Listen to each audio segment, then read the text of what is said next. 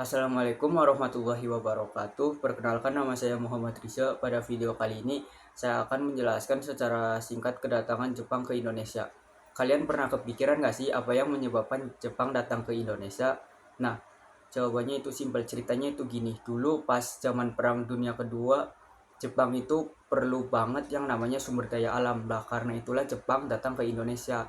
Karena Jepang perlu sumber daya alam, terutama minyak. Pas itu Indonesia itu kaya akan sumber daya alam, benar-benar sumber daya alam Indonesia itu luar biasa banget. Jadi setelah Jepang tahu Indonesia punya sumber daya alam, Jepang langsung cepet-cepet pengen menguasai Indonesia, pengen menjajah Indonesia. Apalagi saat itu Indonesia masih dikuasai oleh Belanda. Terus gimana sih prosesnya Jepang bisa menguasai Indonesia? Nah, prosesnya itu gini. Jepang pertama kali mendarat di Indonesia itu pas di Tarakan, di Balikpapan, sama di Pontianak. Setelah mereka mendarat, mereka langsung menuju ke Pulau Jawa. Mereka langsung menyerang Pulau Jawa dari berbagai macam daerah.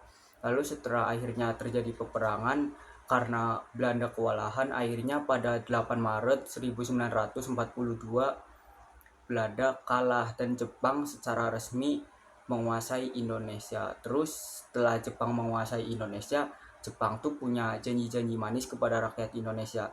Janji manisnya itu isinya begini. Jepang bilang ke rakyat Indonesia kalau Jepang bakal membantu Indonesia merdeka. Terus Jepang juga bilang Asia untuk bangsa Asia. Tapi nyatanya apa?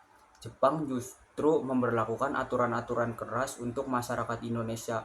Aturan-aturan keras itu contohnya kayak kerja paksa rumusa, terus wajib tanam, terus masyarakat Indonesia kekurangan pangan. Lah, dampak dari Jepang ke Indonesia itu apa sih? Dampaknya itu ada dua. Satu, dampak positifnya.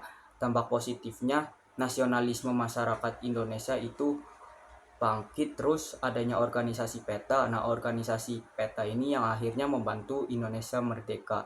Terus dampak negatifnya itu banyak masyarakat kelaparan, kekurangan pangan, terus banyak masyarakat yang menjadi korban dari kerja paksa ini atau korban dari rumusnya. Lah, puncaknya itu akhirnya pada 15 Agustus 1945, tepatnya setelah kota Hiroshima dan Nagasaki dibom nuklir oleh Amerika, Jepang menyerahkan diri. Nah, di momen-momen ini, beberapa hari setelah kejadian itu, Indonesia langsung memproklamasikan kemerdekaannya, yaitu pada 17 Agustus 1945. Nah, jadi ceritanya begitu. Nah, itu tadi ringkasan penjelasan saya tentang kedatangan Jepang di Indonesia. Bila kurang jelas mohon dimaafkan. Terima kasih sudah menonton. Wassalamualaikum warahmatullahi wabarakatuh.